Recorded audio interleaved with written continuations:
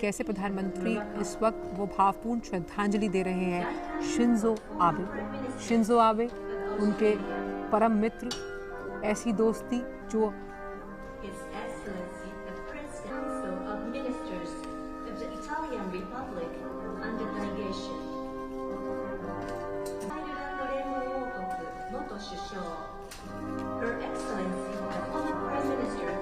United Kingdom of Great Britain and Northern Ireland, Excellency the head of government of the Kingdom of Morocco. Welcome to former Prime Ministers of Australia. His Excellency the Press Council of Ministers of the Italian Republic and the delegation. アイルランド連合王国元首相 Her Excellency the former Prime Minister of the United Kingdom of Great Britain and Northern Ireland, Excellency the head of government of the Kingdom of Morocco. Welcome to former Prime Ministers of Australia.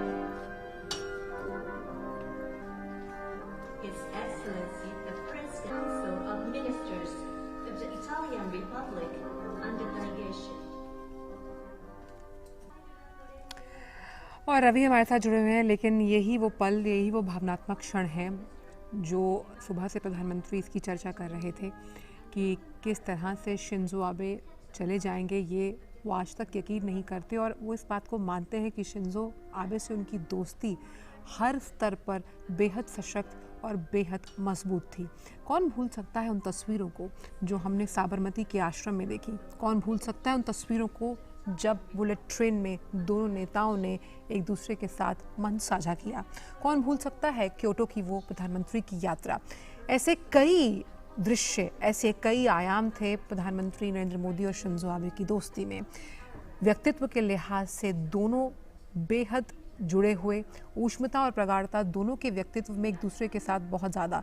जब भी हमने देखा, ज़रूरी नहीं कि जब Shinzo Abe प्रधानमंत्री की कुर्सी पर काबिज थे तब, बल्कि जब वो नहीं भी थे तब भी प्रधानमंत्री नरेंद्र मोदी से उनकी दोस्ती बेहद अलहदा। हमेशा से हमने देखा कि एशियाई मंचों पर कैसे उन्होंने एक संदेश दिया दोनों देशों को एक सूत्र में पिरोने का। पीपल टू पीपल कांटेक्ट की जब हम बात करते हैं, सांस्कृतिक विरासत का जब हम जिक्र करते हैं, हम बात करते हैं अनुसंधान की, हम बात करते हैं शोध की, हम यहाँ बात कर रहे हैं इंफ्रास्ट्रक्चर डेवलपमेंट की, यहाँ जिक्र टेक्नोलॉजी ट्रांसफ़र का भी हुआ। और कैसे? क्योंकि दोनों के बीच दोस्ती बेहद अहम और इतनी गहरी थी कि जिस वक्त ये हादसा हुआ शिंजो आबे के साथ, हमने एक बहुत बड़ा पोस्ट देखा प्रधानमंत्री नरेंद्र मोदी का, जहां उन्होंने साफ तौर पर कहा कि जितनी भी उथल पुथल दुनिया भर में हुई, जो चुनौतियां दुनिया देख रही है, एक गहरी समझ रखते थे शिंजो आबे, भांप लेते थे पहले ही घटनाक्रम को, कैसे चुनना है, किसको साथ लेकर चलना है। उनकी बुद्धिमत्ता का हर कोई कायल था। बेहद शांत स्वभाव के थे शिंजो आबे, लेकिन अपनी मुखर वाणी से जो विपक्षी थे उन्हें भी अपना मुरीद बना लेते थे। कैसे? कैसे जो जापानी लोग हैं उनमें इनोवेशन और एंटरप्रेन्योरशिप की भावना को उन्होंने नई ऊर्जा दी। हमारे साथ रवि धीमान लगातार जुड़े हैं। रवि, ये दृश्य वो भावनात्मक दृश्य है जिसके लिए प्रधानमंत्री भारत से जापान गए।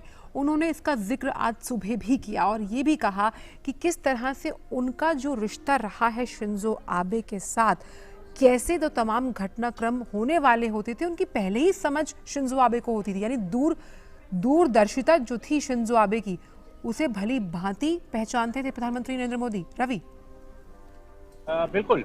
देखिए, शिंजो आबे एक दूरदर्शी नेता थे जिनको डिप्लोमेसी की, कूटनीति की काफ़ी अच्छी परख थी और जिनको ये भी परख थी कि किस तरह से कहाँ पर सहयोग करके, कहाँ से गठजोड़ करके जापान का भला हो सकता है, जापान की जो सामरिक ज़रूरतें हैं वो पूरी हो सकती हैं और किस देश के साथ जापान के अगर संबंध और मजबूत होते हैं तो जापान को फ़ायदा होगा। जापान को जो उसकी कई ज़रूरतें हैं, उसके सुरक्षा के जो प्रश्न चिन्ह लगते हैं, उन पर सुरक्षा की चुनौतियां हैं, उनको बेहतर तरीके से निपटने में जापान को मदद मिलेगी।